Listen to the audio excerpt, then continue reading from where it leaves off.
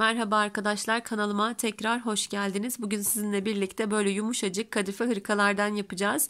Yapımı oldukça kolay, tamamen düz ve haroşa örgülerden oluşan ama ip kalın olması sebebiyle bebek örgülerinden sayıları oldukça farklı arkadaşlar. Videoyu çekmemin sebebi de bu. Yani ilk defa yapacaksanız eğer gerçekten sayısını ayarlamak bir hayli zor oluyor. Deneyimledim ve gördüm, öyle söyleyeyim. Kızım için geçen sene almıştım bu iplerden, 5 yaşında kızım. Önce şiş numarasını ayarlamak için birkaç kez yap sök yaptım. Sonra beden sayısını, hani kapüşon sayısını ayarlamak için bayağı bir uğraşarak sayılarını ayarladım. Onun sayılarından yola çıkarak şimdi sizlere 2-3 yaş, hatta dediğim gibi çocuğun yapısına göre değişir bu, daha uzun süre giyebileceği böyle güzel bir çalışma yaptım sizler için. Gerçekten oldukça kullanışlı bir hırka, yumuşak, sıcacık, hatta kızım bazen hani çok sıcak tutuyor, giymek istemiyorum bile dediği oluyor. Oldukça kullanışlı, sıcacık bir hırka. İlkbahar ve sonbahar aylarında kullanabilirsiniz. Yine kışında tercihen böyle yakın yerlere giderken kullanabileceğimiz yumuşacık hırka. Hırkamız Himalaya Velvet ipiyle ördüm arkadaşlar. Şöyle göstereyim. Bu iple ördüğünüzde, yani aynı iple ördüğünüzde bu ebatları elde edersiniz. Daha kalın ya da daha ince bir ip kullanacaksanız tamamen artık yapacağınız ipin kalınlığına kalmış elde edeceğiniz boyutlar. Şimdi kullanacağım ip 100 gram, 120 metre bir ip. Hani başka markada olursa şurasına dikkat edin arkadaşlar. 120 metre ise aynı kalınlıkta demektir. Aynı sayılarda başlayıp sizler de bu şekilde yapabilirsiniz. Şöyle göstereyim elini boyunu. Bakın oldukça, gerçekten hani çocuğun yine yapısına göre değişir ama şöyle birkaç sene giyebileceği oldukça güzel bir çalışma oldu. 3 yumaktan, tam 3 yumaktan çıkıyor arkadaşlar. Hatta şöyle gösterebilirim. Her iki ipimden de bakın şöyle aynı sayılarda yaptığım için aynı miktarda ipler arttı. Ama hani 1-2 ilmek fazla yapayım derseniz de bu sefer ipler yetmez. Yani ben de rastgele yaptım aslında ama tam ayarlanmış olarak oldu. Belki hani ipiniz belki yetmez gibi olursa hani boyunu biraz kısa tutabilirsiniz. Biraz uzun bir hırka boyu. Bu şekilde ayarlayabilirsiniz. İpimizde hani 3 yumaktan bu kadar ipimiz artıyor. Şişimizi de şöyle örgülerin üzerine bakarsak bizi yanıltabilir arkadaşlar. Ben de o yüzden çok, yani 6 ile denedim, 5 ile denedim.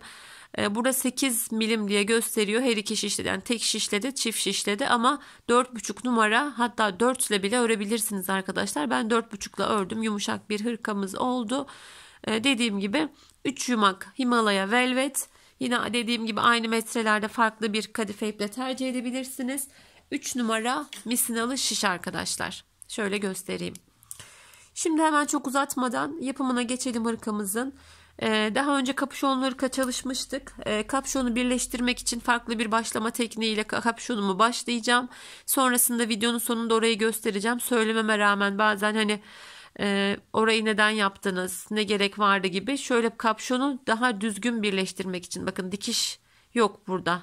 Örerek birleştirdim ve yumuşacık oluyor. Hani dikiş olsaydı burası daha kaba dururdu. Hem görüntü olarak hem de kullanış açısından. Bu şekilde kapşonumuzu yapmak için farklı bir teknikle başlayacağız. Oldukça kolay, dediğim gibi sıralar daha az diğer örgülere göre. Yani orada 20 sıra yaptıysak burada 15 sıra yapıyoruz. İlmeği 80 ilmekse burada 50-60 ilmeklerle gerçekten çok kolaylıkla örebileceğimiz ama hani sayı olarak oldukça farklı sayılara sahip bir model. Şöyle farklı ipte, yani kalın bir ip olsun, bebe yününden biraz kalın bir ip. Şöyle ayrı bir ipte ilmeğimizi atarak örgümüze başlayacağız. Örgümüz 55 ilmek arkadaşlar. Kapüşonumuza 55 ilmek başlıyoruz. Dediğim gibi yani normal sayılardan oldukça küçük, sadece patik örebiliriz 55 ilmekle, öyle söyleyeyim. Ama 55 ilmek yaparak başlayacağız. Şunu da söyleyeyim arkadaşlar. Hani videonun altına çok fazla sayı sorusu geliyor. Benim çocuğum işte liseye gidiyor, ilkokula gidiyor, 5'e gidiyor gibi. Hani benim bunlara uzaktan sayı ayarlamam hiç mümkün değil. Hani verdiğim sayıların ben bedenlerini söylüyorum. İşte 55 ilmek yapacağız, 2-3 yaşa olur. Siz 55 ilmeğe 5 ilmek ilave edersiniz, biraz daha büyüğünü yaparsınız. Çocuğunuz küçüktür, yani 50 ilmeğe düşürürsünüz, daha küçüğünü yaparsınız. Bunları kendiniz ayarlayabilirsiniz çocuğunuzun yapısına göre. Hani benim her yaşa, her bedene sayı ayarlamam mümkün değil. Hani biz de bunları zaten yap sök yöntemiyle ayarlıyoruz sayılarımızı. Öyle bir uzmanlığımız yok. Yani tekrar söylüyorum her videomda ama tekrar aklıma gelmişken söyleyeyim. Şimdi şöyle bir tığ, yani bu ipimizi örebilecek kalınlıkta bir tığ, çok önemi yok. Şöyle örebiliyorsak yeter, yani hani buradaki ipi örebilecek bir kalınlıktaysa. Öncelikle 4,5 numara şişe ilmeğimizi atarak başlıyoruz. Öncelikle şöyle bir zincir çekiyorum. Şöyle bakın, ipim şu an şişimin altında. Daha önce yapmıştık bunu. Yani bu şekilde yapmayabilirsiniz. Normal başlayıp dikebilirsiniz de, ama bu şekilde gerçekten bunu ben kendim geliştirdim zamanla. Çok kullanışlı oluyor. Daha da rahat oluyor. Yani düzgün oluyor. Şimdi ipimi arkaya alıyorum. Bir tane zincir çekiyorum. Tekrar şişimin arkasına alıyorum. Bu şekilde ilmeklerimizi atıyoruz.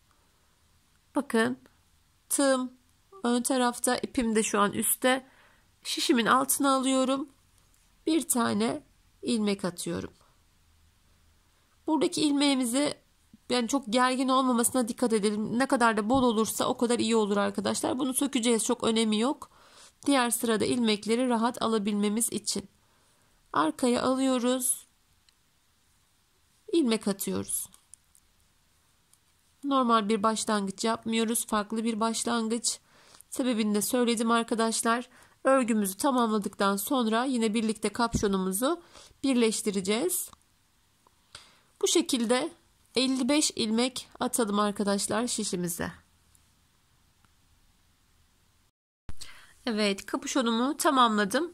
Şöyle farklı bir teknikle başlamıştık. Sağda ve solda 5 ilmek haroşa, diğer ilmeklerimi de düz olarak kenarda 25 diş olana kadar ördük. Şöyle görebilirsiniz, haroşa biraz farklı görünüyor ipten dolayı.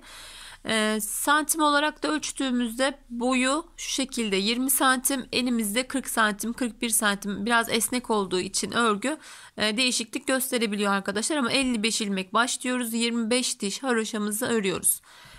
Sonrasında kapşondan bedene geçerken bir miktar eksiltme yapıyoruz. Bunun sebebi de diğer fare dişi yaptığımda da arkadaşlar, kapüşonu biraz büyük başlıyoruz ki yani şöyle başına taktığımızda geri kaçmasın. Yani en azından bir kullanım amacı olsun. Hani süs olarak kalmasın, kulaklarını falan kapatsın diye biraz geniş başlıyoruz. Sonra bir miktar her şeyde bunu yapıyorum. Hani kapşonlu çalıştığımda bir miktar eksiltme yapıyoruz. Hem haroşamıza geçiyoruz hem ilmeğimizi azaltıyoruz. Onu da şöyle göstereyim. 6 ilmek örüp 1 ilmek kestiğimizde toplamda 6 ilmek kesiliyor arkadaşlar. 2, 4, 6. 6 ilmeğimi ördüm. 1 ilmek kestim. 1, 2, 3, 4, 5, 6. 6 örüyoruz. Bir tane kesiyoruz. Toplamda 49 ilmeğimiz kalıyor şişte robamız için. 2, 4, 5, 6. Daha büyük yapacaksanız yine kapüşonu büyük başlıyorsunuz. Yine yakaya geçerken yakada eksiltme yaparsak dediğim gibi daha güzel, daha kullanışlı oluyor. 2, 4, 5, 6. 1, 2, 3, 4, 5, 6. Şöyle 2 ilmek birlikte alarak kesiyorum. 1, 2, 3, 4, 5, 6. Biraz rahatsızım arkadaşlar, sesimden de belli. Videoya hani ses biraz daha nefes nefese gibi gelebilir. Kusura bakmayın lütfen. Çok sık grip olduğum için hani boş zamanlarda video çekmek biraz zor benim için. Çok fazla, çok sık oluyorum çünkü. O yüzden hani sesim rahatsız edici olursa lütfen kimse kusura bakmasın şimdiden. Evet, bakın kestik. Toplamda 6 ilmek kesmiş olduk. Şimdi 3 sıraya tamamlıyoruz bunu arkadaşlar. Şöyle göstereyim yine robanın arkasından. Kapüşonun arkasından, evet görebiliriz. Şöyle 3 diş haroşamızı yaptıktan sonra robanın artırmasına geçeceğiz. Burada haroşa olarak artırdım. Yani haroşanın sağından solundan. Burada 2 düz yapmıştım ama hani şuna karar verdim. Hani ikisini de denemek istedim. Şimdi bunu uygulayacağım. Siz yine uygularsanız hani Haroşa da yapabilirsiniz ama düz daha şık durdu sanki. Şöyle görebilirsiniz. Hangisini yapmak isterseniz tercihen yapabilirsiniz. Artırmamızı da bu şekilde yapacağız. Öncelikle 3 diş haroşamızı tamamlayalım. Robamızın ayrımlarını yapalım. Çünkü örgümüz çok kolay ilerliyor. Bakalım ve devam edelim. Yaka haroşamız da tamamlandı arkadaşlar. Şimdi ayrım sayılarını vereyim. 49 ilmeğimiz kaldı. 10 ilmek önler, 15 ilmek arka, patımız 5 ilmek olduğu için önlerin toplamından 5 ilmek eksik yaptık. 3 ilmek kollar olacak. 2'şer ilmek de beden aralarında var. Toplamda 49 ilmeğimiz var. Yani 3 ilmek kol şöyle bakıldığında hani imkansız gibi ama kalın iplerinde dediğim gibi avantajı oluyor arkadaşlar. Hem de oldukça fazla bir avantajı oluyor. Hem sıra olarak hem dediğim gibi ilmek olarak çok az sayılarda güzel örgüler yapabiliyoruz. 2 4 5 kenar patını ördüm. 6 7 8 9 10 10 ilmeğimi ördüm. Bir tane gizli artırma yaptım. 2 ilmek düz ördüm. Bu bizim beden arası.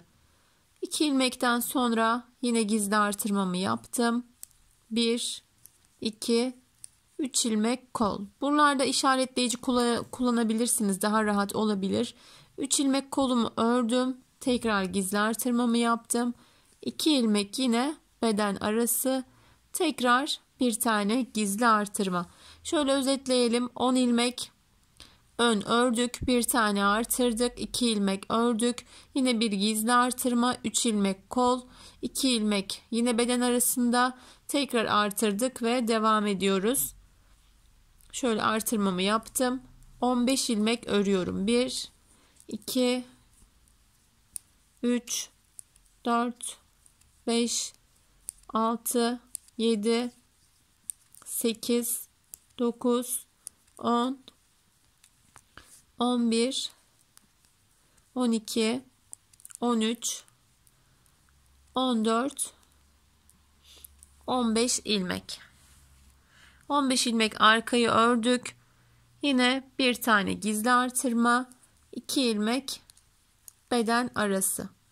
Yine gizli artırmamı yaptım. 3 ilmek kol örüyoruz. Tekrar artırıyoruz. 2 ilmek düz. Yine artırıyoruz. Kalan 2 4 6 8 10 ilmeğimiz 10 ilmekte önde. 10 ilmeğimi örüyorum. 5 ilmeğim düz, 5 ilmeğim haroşa örgü. Sıramı tamamlıyorum. Robamızı kurmuş olduk arkadaşlar.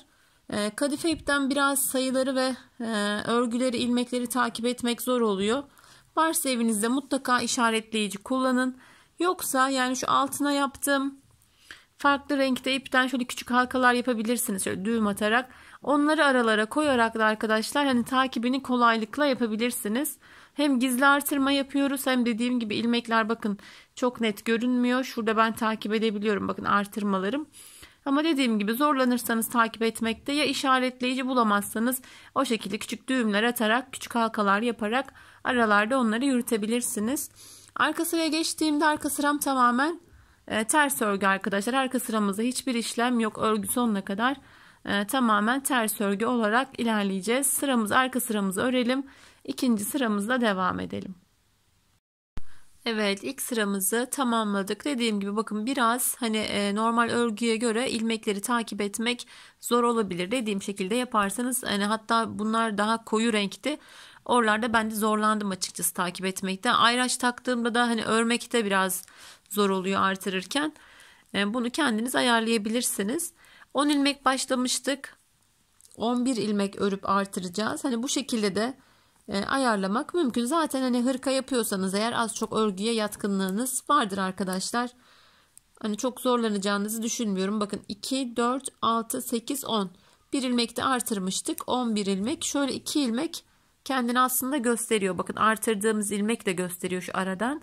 2 ilmek de gösteriyor ama diğer örgüler kadar net değil. 2 ilmeğimi ördüm. 2 ilmeğin sağından ve solundan artırdım. Şimdi kolumuz 3 ilmekti. 5 ilmek oldu. Koldaki ilmeğimi örüyorum. Bakın burada da şimdi şöyle ayırt edebilirsiniz. Bakın 2 ilmek görünüyor. Şu aradan çıkmış, sonradan artmış olan ilmeğimiz. Bunu örüyoruz. 2 ilmeğimiz sabit olacak. Artırdım öncesinde. 2 ilmeğimi ördüm. Sonrasında tekrar artırdım. Arkada 15 ilmeğimiz vardı. 17 ilmek oldu arkada da. Arka ve kollar sağımdan ve solundan arttığı için her sırada 2'şer ilmek artıyor. Önlerde 1'er ilmek artıyor. İşte arkadaki ilmeklerimi örüyorum. Şöyle bakın, geldiğinde zaten hani ilmek kendini az çok belli edecek. Şöyle görebilirsiniz yine, bakın 2 ilmeğim şurada aradan çıkmış, artırma ilmeğim şöyle görünüyor. Artırdığım ilmeği ördüm. 2 ilmeğin öncesinde bir tane artırdım. Sonrasında da bir tane artırdım. 1 2 3 4, bakın 5. ilmeğim bir önceki sırada artırdığım ilmek. 5 ilmek de kolumda var şu an. Artırdım. 2 ilmek düz, yani beden arasındaki ilmek artırdım. 2 4 6 8 10 11, kolumuz 10 ilmekti, pardon, ön 11 oldu ikinci sırada. Biraz burası hani zorlayabilir.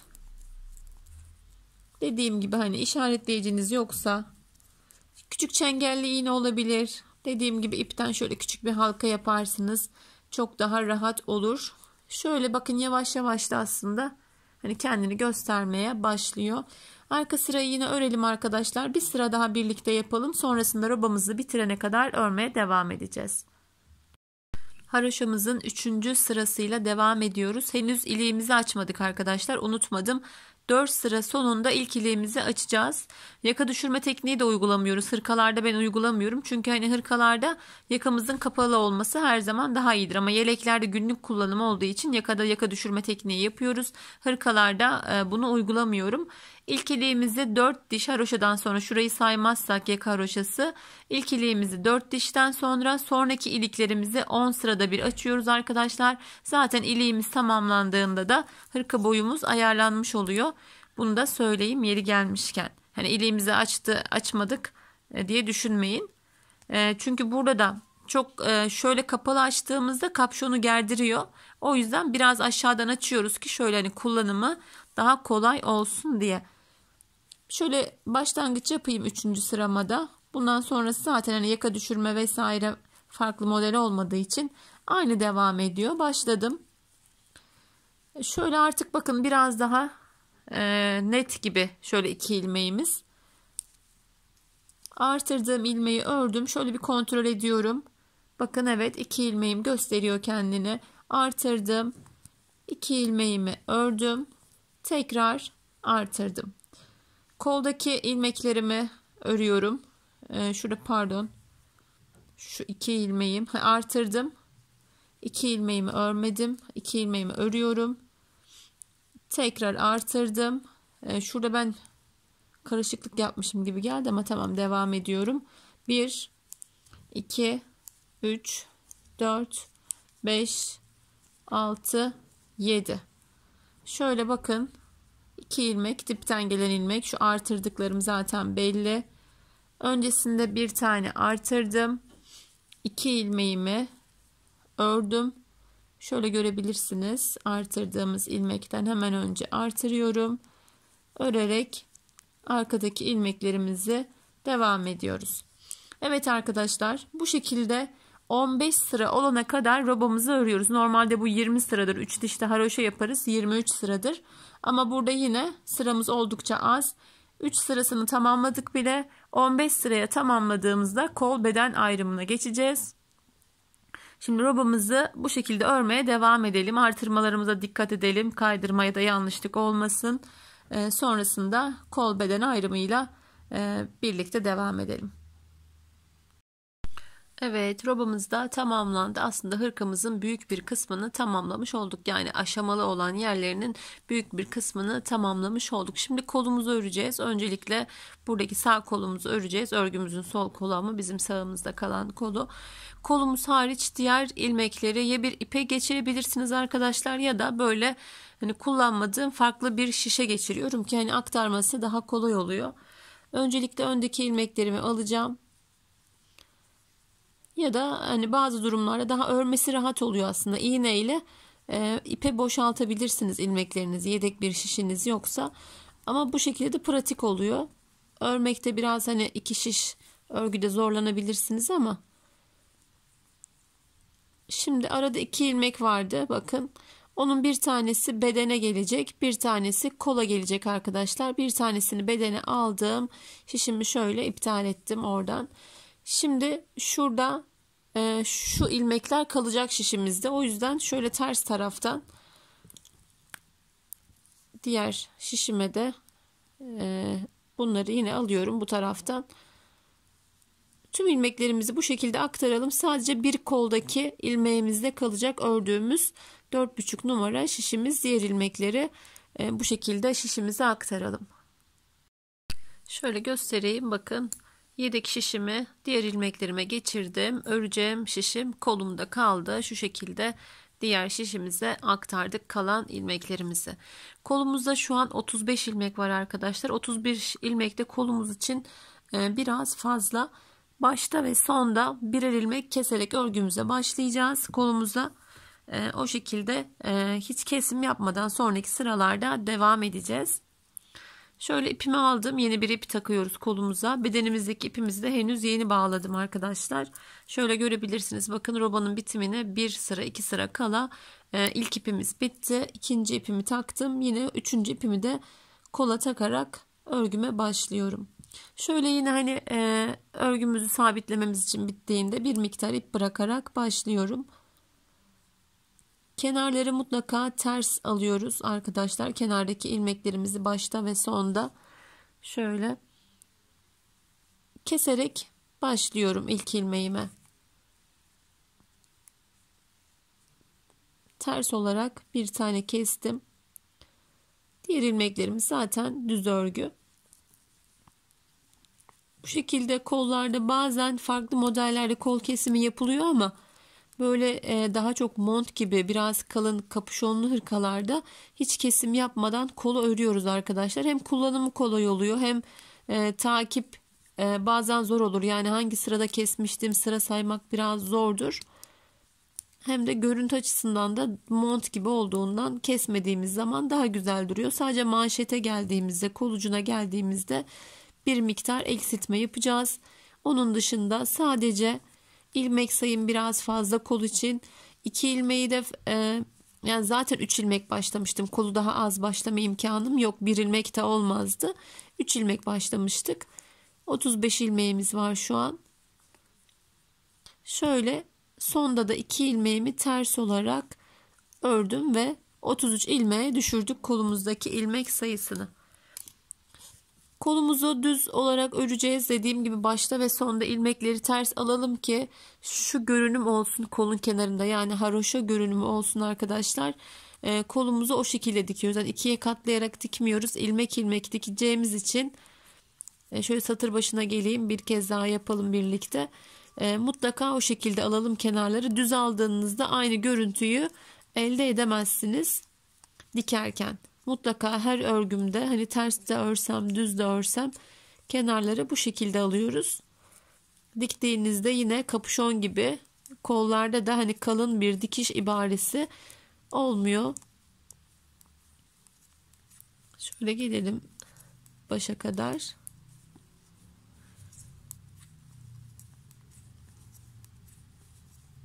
Zaten arka sıramın ters olduğu için ilmekleri zaten ters almış oluyorum. Ama ön yüzüne geldiğimde de bakın ipimi öne alıyorum şu şekilde. İlmeğimi örmeden aldım. Sonrasında ipimi arkaya alarak buradaki kenardaki dişimi oluşturmuş oluyorum arkadaşlar. Şöyle göstereceğim. Bakın şöyle kenarda dişler oluşacak. Şurada ilk dişimiz de oluştu. Burada son kenardaki bir ilmeği ters alarak örüyoruz. Arkamız tamamen ters örgü. Kolumuzun sayısı ise bu kenardaki dişleri saydığımızda şurada bakın böyle dokunduğumuzda hissedebilirsiniz. Şuradaki gibi olacak. Şu kenar dişleri gibi. 22 sıra olduğunda kolun haroşasına geçeceğiz. Orada yine bir miktar eksiltme yapacağız. Bakın biraz kol ucunu daralttım. Çok geniş olmasın, soğuk almasın diye. 22 diş olana kadar kolu örmeye devam edelim. Bakın burada yani hissedemeyebilirsiniz ama arkada da baktığınızda bakın hiçbir dikiş görüntüsü yok. Kolu bu şekilde dikebilmek için kenarlarını ters alıyoruz. Ters aldığımız yerlerden de sayarak 22 sıra kolu örüyoruz arkadaşlar. Sonrasında kol ucunda kesim yapacağız. Devam edeceğiz. Evet, kolumuz da tamamlandı arkadaşlar. Bahsettiğim şey şöyle görebilirsiniz. Bakın diş diş. Hani bu normal iplerde daha net görünüyor ama burada biraz şöyle elimizle dokunarak da sayabiliriz. Toplamda 22 diş oldu bu şekilde. Bakın şöyle sayılabiliyor. Hatta arka görünümünde şöyle daha rahat görebilirsiniz. Buralardan sayarak böyle dokunduğumda dediğim gibi düğüm gibi elimize geliyor. 22 diş olduğunda kol boyumuz yeterli. Hani çok fazla sayılarla oynamanızı tavsiye etmem. Eğer sadece 3 tane ipiniz varsa hani yeterli gelsin. Çok az bir miktarda artıyor. Şimdi burada kol kesme işlemini yapacağız. Sadece lastiğe geçerken kesme işlemi yaptık. Dümdüz ördük kolumuzu. 3 ilmek örüyoruz. Aynı yakada yaptığımız gibi. Yakaya geçerken, bedene geçerken yapmıştık. Bir tanesini kesiyoruz. 3 ilmek örüyoruz. Bir tanesini kesiyoruz. Yine birçok hırkada uyguluyoruz bunu. Çünkü hani kol genişliği kadar kol ağzı olduğunda çok fazla geniş oluyor. 3 ilmek ördüm. İkisini birlikte aldım. 1 2 3 ilmek ördüm. İkisini birlikte aldım. 1 2 3 ilmek ördüm. İkisini birlikte aldım. Son artık üçünü birlikte örüyorum. Tam sayılı denk geliyor zaten. 3 ile başladık. 3 ilmekle bitirdik. Haroşamıza geçerken kesme işlemini yaptık. Şimdi haroşa örmeye devam edeceğiz. 4 haroşa olduğunda yani 4 sıra haroşa olduğunda şöyle düzden bir kesim yapıyoruz. Kolumuzu tamamlıyoruz. Kolumuzu bitirdiğimizde yine dikmek için bir miktar ip bırakırsak iyi olur arkadaşlar. Ayrıca ip eklemezsek daha düzgün oluyor. Hani çok fazla düğüm şurada başlangıç düğümü olmuyor. Şöyle yine yarım metre kadar bir ip bırakarak kolu kesiyoruz ve ilk kolumuzu bitiriyoruz. Sonrasında yine şöyle geliyoruz şişimizi, hatta şöyle diyebilirim, şişimizin diğer ucu burada bakın. Buradan yine aktarıyoruz.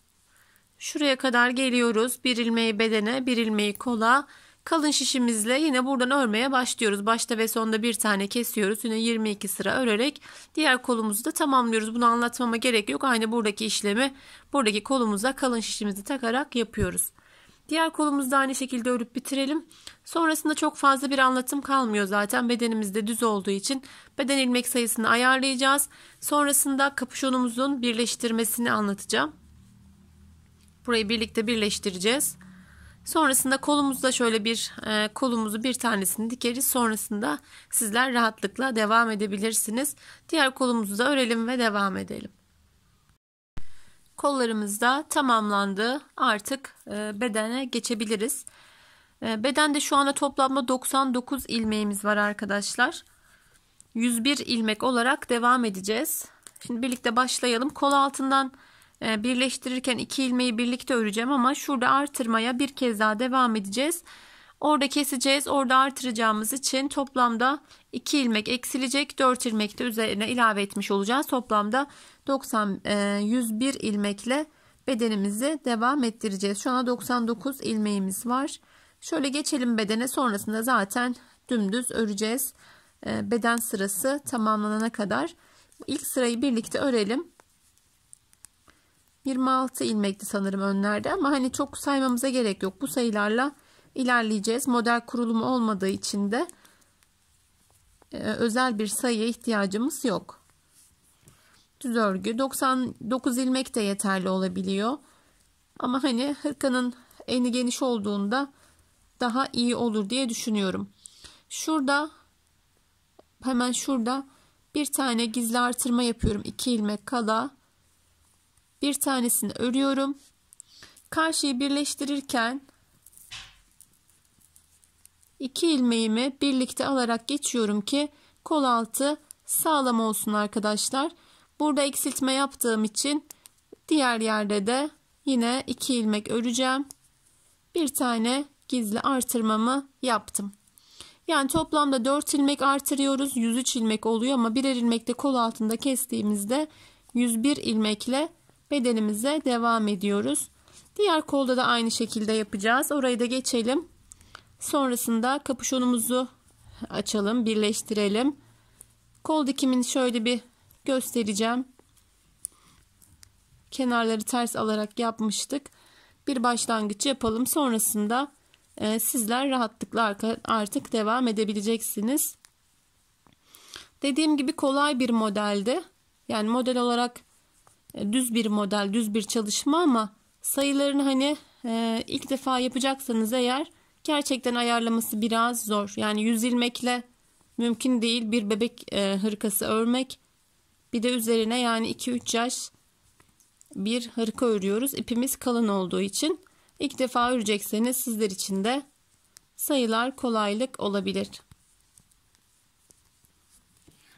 Yine ayrım yerine yaklaşıyorum.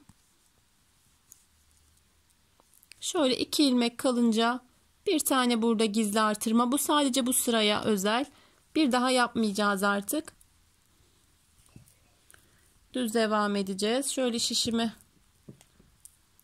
ayarlayayım. Evet, karşıya geçerken de 2 ilmeği birlikte ördürüyorum. Kol altı hani daha sağlam olsun diye. Burada da kestim. Yine 2 ilmek örüp bir tane artırdım. Kalan ilmeklerimle devam ediyorum. Birleştirme işlemimizde yani bedene geçiş işlemimizde tamamlanmış oldu. Hani örnek olmadığı için dediğim gibi buradan sonrasını anlatmaya artık gerek yok. Şöyle sıramı tamamlayayım. Hemen kapşonun aşamasına geçelim. Arka sıramız ters olacak. Artırdığımız ilmeklerimiz dahil. Bundan sonrasını dümdüz öreceğiz arkadaşlar. 10 sırada bir ilik açıyorduk. İliği açtıktan 1 ya da 2 sıra sonra hemen haroşanızı koyup ipin durumuna göre de ayarlayabilirsiniz. Hırkamızı tamamlıyoruz. Burası bitti. Şimdi gelelim kapüşonumuza. Kapüşonumuzu öncelikle şöyle ipimi sabitlemiştim karışmasın diye. Öncelikle ipimi alıyorum. Şurada bitirmiştik gri ipimizi. Hemen bedenden çıkardığım şişe ilmeklerimi alacağım. Şöyle zincir çekerek başlamıştık. Son olarak buradan bitirmiştik. Bitirdiğimiz yerden hemen açmaya başlıyoruz. Örgümüzü. Şöyle ilmeğimi görebilirsiniz. Yavaş yavaş sökerek, bakın burası bir zincir. Zinciri söktüğümüzde uç taraftan ilmekler çıkıyor. Bunu da hani kapüşonlu hırkalarda yapmıştım. En son biri hani açılmadı, ilmekleri sökemedim. Ha, dedim ki hani birebir benimle aynı yaptıysanız sökülmemesi mümkün değil. Yok dedi, hani aynı yaptım ama sökülmüyor. Bakın şöyle bazen olabiliyor. Arada zinciri yaparken bir karışıklık yaparsak da ilmeğimiz mutlaka çıkar. Bakın şöyle bende de oluyor. İlmek dolaşmış gibi ip karışıyor bazen. Hemen ipi oradan çıkarıyoruz. Ama diğer ilmekler sökülmeye devam edecektir. Mutlaka bu şekilde yaptıysanız. Zaten birlikte yaptık. Hani videoyu sonlandırıp ben burayı sonradan özel bir şey yapmıyorum. Bu şekilde ilmeklerimiz mutlaka sökülüyor. Yani aynı yapıyorsanız eğer. Ama dediğim gibi arada bazen kaçırabiliyoruz. Fazla zincir mi çekiliyor? Ne oluyor acaba? Bazen ilmekler sökülmüyor. O zaman hemen ipi alıyoruz. Çekiyoruz oradan. Böyle sökülmeye devam ediyor arkadaşlar. Tüm ilmeklerimizi bu şekilde şişemize alalım. Bakın ucunda yeni başlamış gibi ilmeklerimiz mevcut. Tüm ilmeklerimizi alalım ve devam edelim. Tüm ilmeklerimi şişime aldım. Farklı bir şişe aldım. Biraz ince bir şişe olursa tabii iyi olur. Hani aynı şişe geçirmeniz biraz zor olabilir. Burayı tam ortadan ikiye katlıyoruz. Örgümüzün düz yönü içte, ters yönü bu şekilde dışta kalacak şekilde kapüşonu ikiye katlıyoruz. Şöyle tam ilmek sayarak da tam ortasından yapabilirsiniz. Ben göz kararı şöyle şişimi çekiyorum. Uzun olan tarafını, iki ucu da başta kalacak şekilde ayarlıyorum. Bakın şişlerimiz bu şekilde olacak. Şöyle fazlasını da şöyle aldık. Yani normalde 27 ilmek ayırabilirsiniz tam sayılı olarak. Hemen ördüğüm şişimi de şuradan alacağım. Evet, burada kapüşon birleştirme işlemi yapacağız. Dediğim gibi hem tepesi daha düzgün oluyor hem de diktiğimiz zaman ilmekler tam karşılıklı gelemeyebilir. Yani diktiğimizde kapüşonda kayma olabilir. Böyle birebir karşılıklı ördüğümüz için ilmekleri de gerçekten çok güzel bir kapatma işlemi oluyor. Bir tane buradan ilmek, bir tane buradan ilmek alarak ilk ilmeğimizde ördürüyoruz.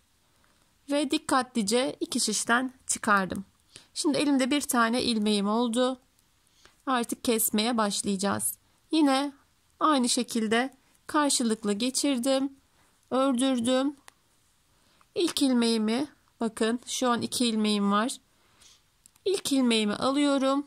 Diğer ilmeğimin üzerinden atlatıyorum. Burada yine ilmeklerimizin çok gergin olmamasına özen gösterelim. Yine bakın bir buradan geçirdim. Ördürdüm. Zor gibi görünür ama çok kolay gerçekten. Şöyle şişimin herhangi bir tanesiyle alıyorum diğer ilmeği. Onun üzerinden atlatıyorum. Burada şöyle ilmeğimizi ayarlıyoruz. Ne çok gergin ne çok bol. Tekrar gösteriyorum. Karşılıklı geçirdim. İkisini birlikte ördürdüm. İki ilmeğim var. Birini diğerinin üzerinden atlatarak kesme işlemini yapıyoruz. Bu kadar kolay. Gerçekten hem de daha düzgün. Bunları omuzlarda da yapıyoruz arkadaşlar. Tek parça ördüğümüz modellerde omuzları kapatmıyoruz. Hani dikiş olmasın, çok kaba olmasın diye. Şişimizde en son aşamada omuzları da bu şekilde birleştirmek mümkün. Çok yerde kullanıyoruz bu başlama tekniğini. Şöyle geçiriyorum. Son kez göstereceğim. Sonra ben devam edeceğim kesmeye. Bir tane buradan, bir tane buradan alıyoruz. Geçiriyoruz. Atlatıyoruz. Bu şekilde bakın esnek bir kesim. Dediğim gibi yine bunu kesimini siz ayarlıyorsunuz. İpinizi çok gergin tutmayarak. Tüm ilmeklerimizi bu şekilde yaparak son ilmek kalana kadar kesme işlemine devam ediyoruz. Kapşonumuzu da birleştirdik. Şöyle yine göstereyim. Bakın oldukça esnek bir birleştirme. Son iki ilmeği birlikte kesip diğer ilmeğin içinden keserek de geçirerek de yine böyle bitirdik. Kapşonumuzun birleştirmesini. Hemen çevirelim. Görüntüsüne bakalım. Bakın ilmekler de karşılıklı geldiği için gerçekten hani buradan başlamış gibi çok oldukça güzel ve şık görünüyor arkadaşlar. Hani yan yan diktiğimizde ayarlayamıyoruz. İlerli gerili oluyor. Çok güzel görünmüyor. Bu şekilde güzel bir bitirme yapabilirsiniz. Geçelim kolun dikimine. Şöyle şu koldan başlayalım. İpimi yine uzun bırakmıştım. Ayrıca bir ip eklememek için. Şöyle bir başlangıcını göstereceğim bunu da. Mutlaka daha önce hani kol dikmişsinizdir ama kenarlarını birlikte hani ters yapmıştık. Daha önce yapmadıysanız eğer. Normalde iki kat katlayıp burada da kol dikimi yaparız. Ben de daha önce aslında o şekilde yapıyordum. Yine bir büyüğümüzün tavsiyesiyle bu şekilde yapmaya başladım. Yine burada püf noktası yani aslında gereksiz gibi görünebilir ama ipimizi çok az bırakıyoruz iğnemizin ucunda. Bunu da nedeni zamanla burada geçirdiğimiz yerde ip aşınıyor arkadaşlar. Yani şurada bir yerde yaparsanız buradan ipi koparmak zorunda kalacaksınız. Dikiminiz yarım kalır. Bu şekilde yaparsanız dikimin sonuna doğru şurada ip tüyler dökülüyor artık hani geçirmekten. Devam edebilirsiniz. Yani buradan koparacağımız için ipi yine tekrar şöyle takarız. Bu iple dikme işlemini tamamlayabilirsiniz. Şimdi geçelim öncelikle birleştirme işlemini yapalım. Şurada bakın ilk kestiğimiz ilmeğimiz var. İlmeğimizi öncelikle ipimizi oradan geçiriyoruz. Sonra yine şöyle son kestiğimiz, şöyle görebilirsiniz. Şuradan geçirdiğimizde yine burada da gerçekten hani ilmekle birleştirmiş gibi bir görüntü oluyor. Karşılıklı birleştirme işlemini yaptık. Öncelikle zaten haroşalarımız var. Bir buradaki haroşanın şöyle kenarına öncelikle, sonra da karşıdaki. Bu şekilde dikkatlice dikiyoruz. Yine burada da karşılıklı yaptığımız için güzel bir dikim oluyor arkadaşlar. Yine burada hani ipi bol bırakmayalım ama çok da gerdirmeyelim ki kol dikimi kasmasın. Hani bunlar küçük detaylar ama oldukça etkili oluyor görüntülerde.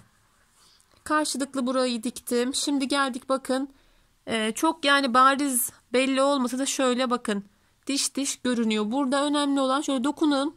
Hiçbir tanesini atlamamaya özen gösterelim arkadaşlar. Yine şuradan karşıdan karşılıklı dikiyoruz. Yine bakın şöyle kontrol ediyorum. Evet, burada bakın geçeceğim yer. Hemen oradan iğnemi geçirdim. Karşıdan da hemen karşılıklı geçiriyorum. Ve bu şekilde güzel bir kol dikimi de yapmış oluyoruz. Önemli olan hiçbir dişi atlamamak. Karşılıklı dikerek bu şekilde kolu da birleştirmiş ve dikmiş oluyoruz. Bakın şöyle bakıldığında hani ağızdan kolu yüz yuvarlak örmüş gibi. Yine kol altına geldiğinizde arkadaşlar hani karşılıklı dikimler bittikten sonra şurada arkaya geçiyoruz. Kalan açıklığı sağdan soldan zaten az çok dediğim gibi hani daha önce mutlaka yapmışsınızdır. Arkaya dönerek açıklığı kapatarak kol dikimini de tamamlıyoruz. Ve böyle güzel bir hırka elde ediyoruz arkadaşlar. Gerçekten çok şık, çok kullanışlı, güzel bir hırka. Evet, baştan sona anlatmaya çalıştım tüm detaylarıyla, tüm ayrıntılarıyla. Şöyle diğer rengimizi de koyalım yanına. Bu daha net görünüyor. Sizler de severek yapacaksınız umarım arkadaşlar. Ama yine hani eksik anlattığımı, yanlış anlattığımı hani ya da anlatmadığımı düşündüğünüz, takıldığınız yerler olursa yazın, ben yardımcı olurum. 3 yumaktan kocaman bir hırka yapıyoruz. Şimdiden yapacak olan herkesin eline sağlık, herkese kolay gelsin. Sesimden dolayı tekrar özür diliyorum. Hani ben birkaç kez dinledim. Çok fazla nefes alıyormuş gibi duruyor ama aslında öyle bir durum yok. Grip olduğumdan dolayı biraz kötü çıkmış sesler. Kusura bakmayın arkadaşlar. Yapacak olan herkese şimdiden tekrar kolay gelsin. Yeni bir modelde, yeni bir videoda görüşmek üzere. Allah'a emanet olun. Hoşça kalın.